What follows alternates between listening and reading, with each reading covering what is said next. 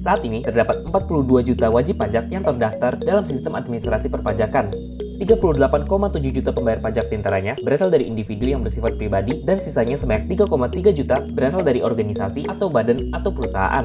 Para pembayar pajak ini merupakan pahlawan dalam mengisi pembangunan Indonesia. Karena para pembayar pajak yang terus bertambah dan patuh tersebut, negara bisa membiayai pembangunan di berbagai sektor, membiayai pendidikan, membayar gaji guru, membayar gaji polisi, dan membayar gaji TNI. Pemerintah telah mencanangkan 41 proyek prioritas strategis nasional yang akan dibangun hingga 2024 mendatang, mulai dari pembangunan destinasi wisata, akses transportasi yang menghubungkan antar wilayah, pembangkit listrik, dan pengembangan energi terbarukan hingga tata kelola limbah.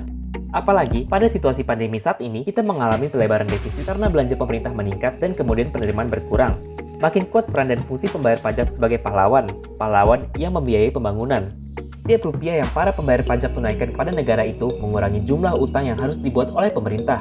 Setiap rupiah yang para pembayar pajak tunaikan mengurangi beban anak cucu kita untuk membayar beban utang itu.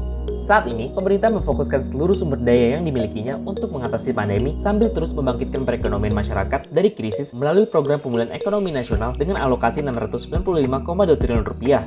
Namun, konstruksi ekonomi menyebabkan pendapatan utama negara dari pajak juga jauh berkurang, sehingga defisit anggaran hingga akhir September 2020 mencapai 682,1 triliun rupiah. Di saat yang sama, realisasi pembiayaan utang hingga 31 September 2020 mencapai 810,8 triliun rupiah atau 66,4% dari target pembiayaan utang sebesar 1.220,5 triliun rupiah. Realisasi atas target penerimaan utang itu bisa ditekan serendah mungkin jika seluruh pembayar pajak bersama-sama bukan hanya menyetorkan pajak dari pendapatannya, namun juga tetap melakukan kegiatan ekonomi melalui konsumsi belanja barang dan jasa. Dengan cara itulah, kita tidak akan mewariskan beban utang kepada generasi penerus bangsa. Para pembayar pajak adalah pahlawan walaupun nama Anda jarang disebut, tidak muncul di permukaan. Anda menjadi bagian terpenting yang mengisi pembangunan Indonesia.